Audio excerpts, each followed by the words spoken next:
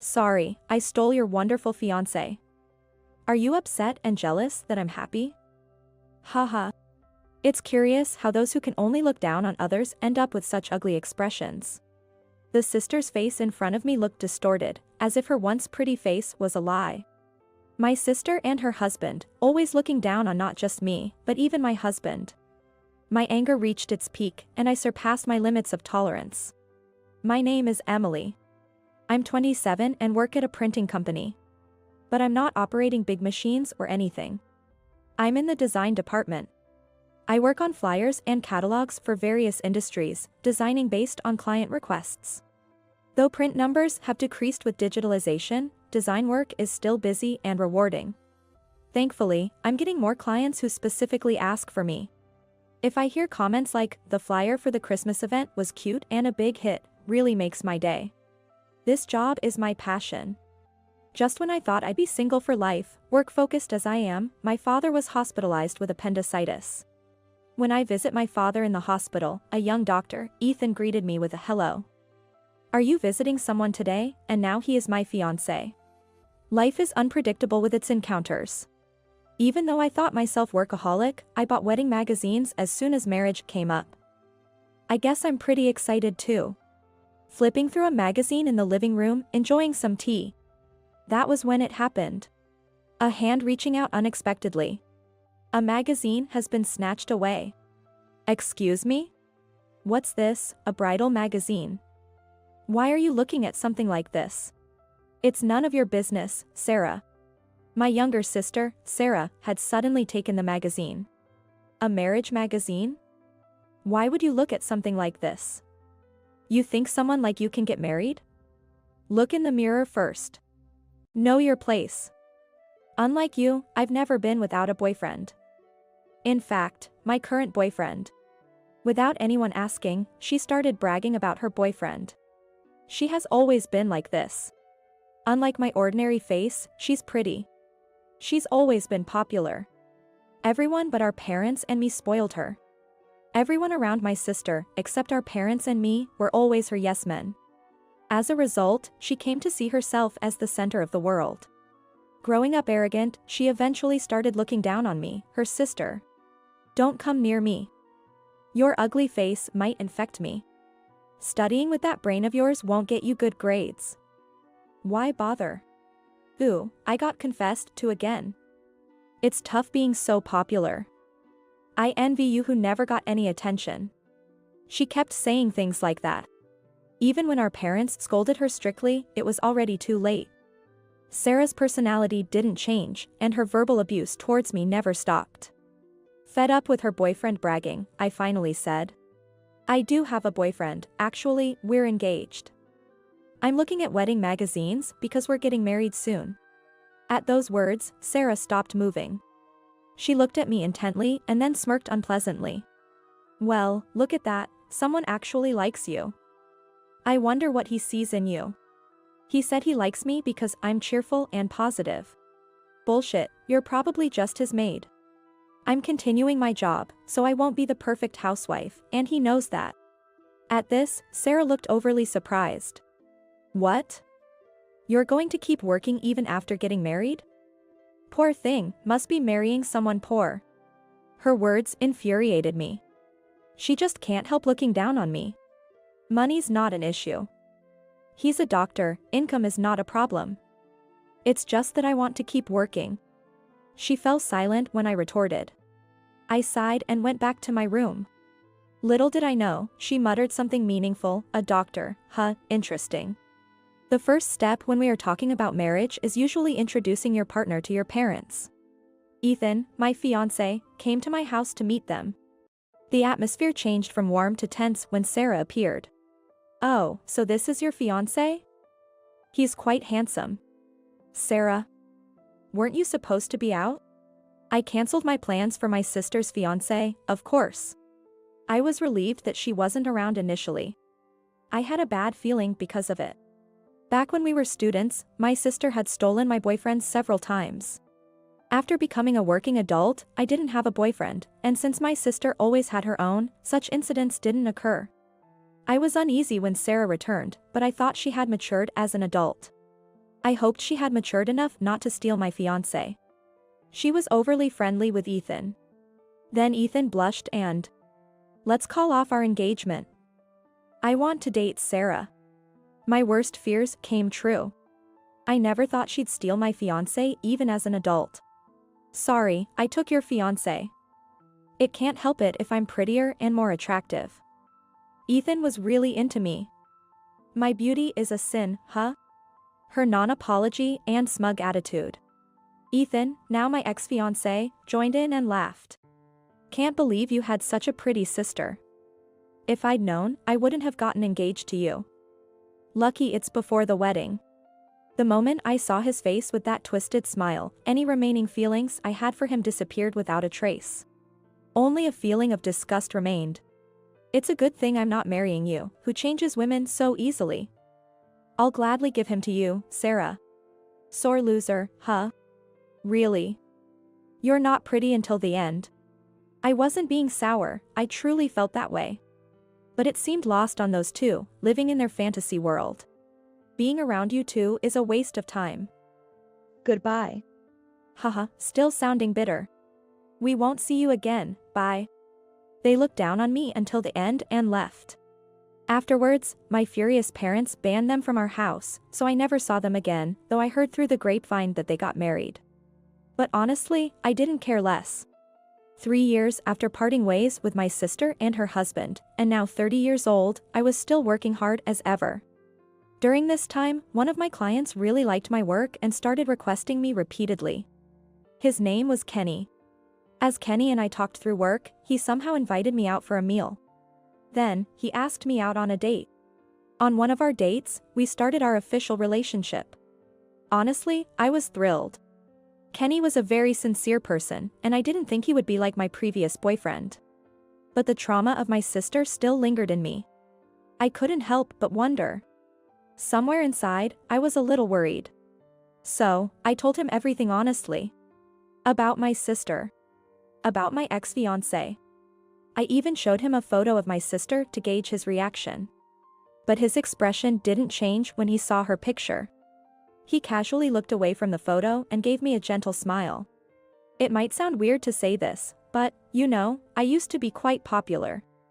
I've met many women who were prettier or more beautiful than your sister. But for some reason, none of them really struck a chord with me. I thought maybe I would remain single for life, but that changed when I met you. What do you mean? I think I have a good eye for people, given my line of work. No matter how beautiful or well-dressed, inner beauty is incomparable. I realized this after meeting you, Emily. What do you mean? I thought you were shining. Shining? When you talk about your work, the way you come alive, Emily, you look beautiful and radiant. You are wonderful. Even when we're not talking about work, when we're eating or on dates, you always seem to be having a great time. It's clear you're enjoying our time together. The way you enjoy life, it's incredibly beautiful to me. Wait a minute, this is so flattering. But Kenny continued as I blushed and tried to stop him. Emily, you are beautiful. More beautiful and charming than anyone I've ever met. I've never met a woman as wonderful as you. Please. Will you consider a serious relationship with me, with marriage in mind? I truly, from the bottom of my heart. Stop. It's too much. Even as I blushed and stopped him, Kenny's words of praise didn't end. Eventually, I agreed to date him, but his compliments didn't stop for a while. I am so flattered. A year later, Kenny and I got married. Our married life was going smoothly, and I felt we became even closer than before. We both do the housework whenever we can. My husband, who had lived alone for a long time, might even be better at housework than me. His cooking is the best when I'm tired. We often go out together on our days off. One day, on a day off, we went out because he wanted to look at some furniture. That's when I had a nightmarish reunion with the devil. Hey, I was wondering who the ordinary woman was, but it was you. I heard a voice from behind while looking at the bedding section. I knew who it was without looking. For years had passed since we last met, but I couldn't forget. Sarah. There stood my sister, Sarah. Next to her was my ex-fiance, Ethan. It seemed to me that my sister's facial features had become harsher than before. Was it due to age, or her personality coming to the fore? Ethan, standing beside her, was smirking but seemed somewhat thinner. What a surprise to see you here. What are you doing? Nothing much. Just looking at furniture. This place has a lot of imports and is pretty pricey, you know? It's not really a place for someone like you. I was fed up with her usual condescending attitude. Ethan was nodding along. Exactly. If someone like you comes here, it will lower the store's class. We might even be mistaken for poor people. Just go home already. Their words were infuriating, but arguing with them would be a waste of time. I remained silent. However, my silence seemed to irk them, and Sarah and Ethan's voices grew louder. Ooh, how annoying. A high-end store is being ruined by people like you. Why would a poor person even come here? You probably can't afford anything anyway. Yes, poor people should just leave. Their behavior caught the attention of other customers and the staff, who started looking at us. I took my husband's hand to leave, but he didn't move. Then Sarah and Ethan noticed my husband's presence. Oh. Who are you? I'm Emily's husband. Sarah's eyes widened in surprise. What? You married this ordinary girl? Seriously? You must have needed a maid, how funny. We both do the housework. We're both working, so it's only natural. Working together? Poor thing. Your wife has to work because you're so poor. I pity you. I am a stay-at-home wife living a life of ease. We eat out more than half the week. We have enough money to afford a housekeeping service. Sorry for being on the winning side. Sarah's words were dripping with sarcasm and irritation. My irritation was growing. She looked at me with a smug grin. Sorry for taking your wonderful fiance. Thanks to that, you're stuck in a poor life even after getting married.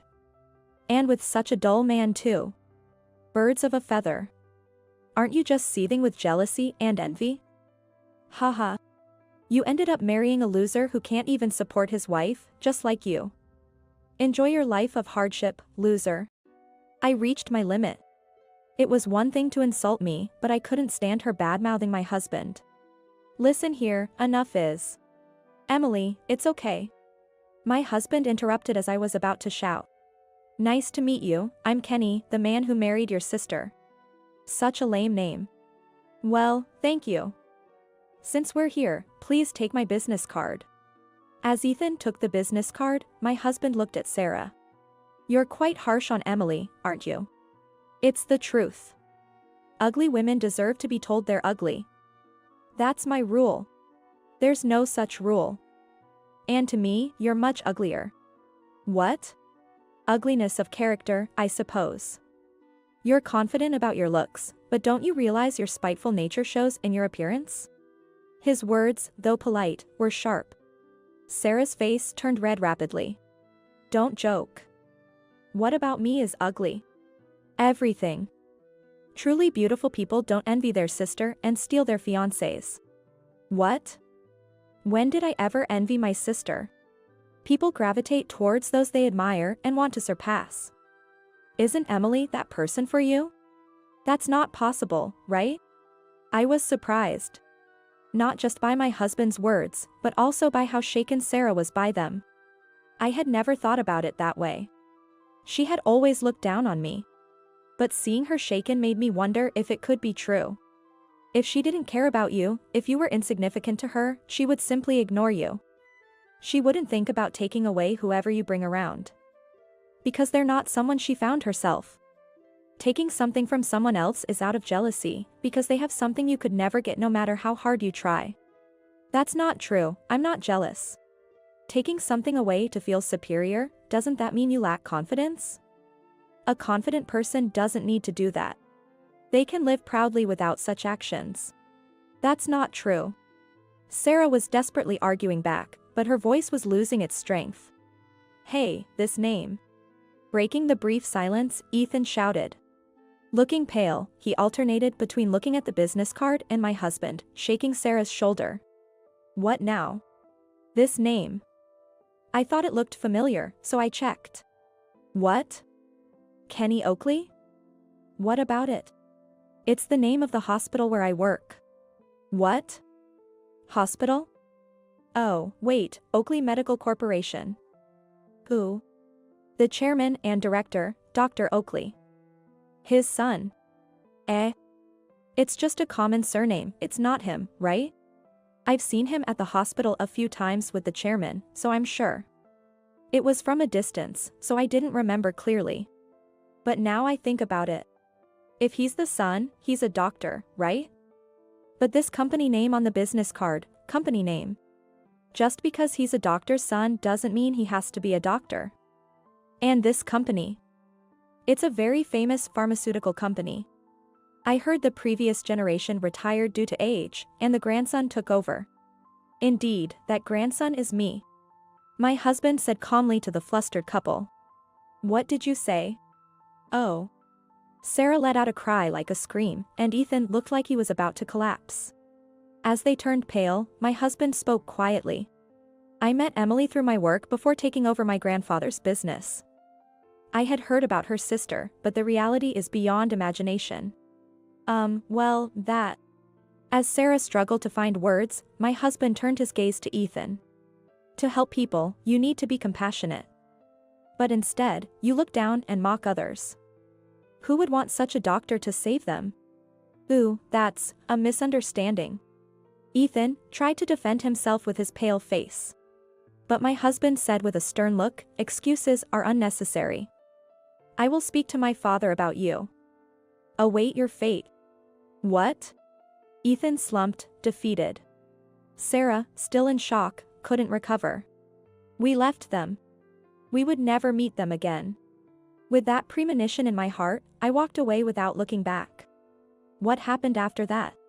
Ethan wasn't fired, but he got a significant pay cut and was removed from responsible positions. He had always been arrogant towards others and even cold to his patients. So it seemed like a fitting outcome when he suddenly faced cold treatment from everyone around him. It was like sitting on a bed of nails, and in the end, he left the hospital as if fleeing. Rumors spread through the hospital community, making reemployment difficult, and he continued to struggle with unemployment. As for my sister, it was revealed that despite her high salary, her extravagant spending had made their life quite tough. So that's why Ethan had lost so much weight. He looked more gaunt than just thin. After the pay cut incident, Sarah quickly gave up on Ethan and divorced him. If he was no good, she'd just find another man. That seemed to be her thought, but things don't always go as planned. Sarah's face, once pretty in her youth, had become much harsher. My husband had said it, and I thought the same when we met again. Maybe her personality really had surfaced. As a result, her popularity ended. She came crying back to our parents' house, saying no one was interested in her anymore. She complained, I'm so pretty, why won't anyone dote on me? She caught a good man, and I have to surpass her. She probably referred to me. This need to surpass me must be a law in her world. She was actually jealous of me. My husband had said, and maybe that was true. There is no excuse for her actions, but in the end, not even our parents sympathized with her. Self-inflicted. She was kicked out and vanished into the night. Her whereabouts are unknown since then. I doubt I'll hear her name again. Meanwhile, freed from the curse of Sarah and her husband, I've been living peaceful days. A serene married life. A passionate career. Fulfilling days. And soon, we will become a family of 3. Staring at the computer monitor, I gently stroke my growing belly.